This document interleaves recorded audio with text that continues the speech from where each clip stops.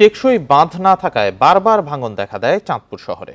রিমালের আঘাতে নদীপাড়ের ৮টি জায়গা ধসে পড়ায় আবারও আতঙ্কে শহরবাসী। তবে তাৎক্ষণিক ব্যবস্থা নিয়ে পানি উন্নয়ন বোর্ড জানিয়েছে, শহর রক্ষায় স্থায়ী বাঁধ নির্মাণের জন্য ৮২৭ কোটি টাকার একটি প্রকল্পের কাজ শুরু হয়েছে।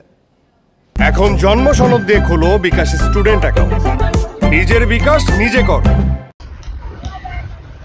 চাঁদপুর শহরের অবস্থান পদ্মা, মেঘনা, ডাকাতিয়া নদীর ত্রিমোহনায়। ভাঙন এখানে নিত্যসঙ্গী। সবশেষ রিমালের আঘাতে শহরের পুরান বাজার এলাকায় ৮টি স্পটে নদী ভাঙন দেখা দেয়। এলাকাবাসীর দাবি, টেকসই বেড়িবাঁধ না থাকায় বারবার তারা নদীতে ঘরবাড়ি হারাচ্ছেন। এখানে প্রচুর ঘরবাড়ি ছিল, ওই মাঝখান পর্যন্ত। এই ভাঙতে ভাঙতে এই এখন এইখানে আছে। একসময় বহু দূরে ছিল, ভাঙতে ভাঙতে আমরা এখন নদীর পাড়ে এসে মন্দিরের সামনে পড়ছি।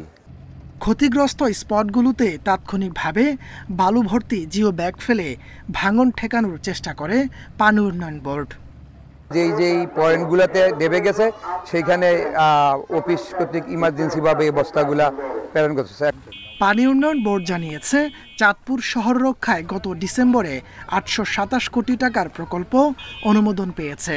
১৯টি প্যাকেজে লঞ্চঘাট থেকে পুরান বাজার পর্যন্ত ৩৩৬০ মিটার নদীর তীর রক্ষা বাঁধ নির্মাণ হবে।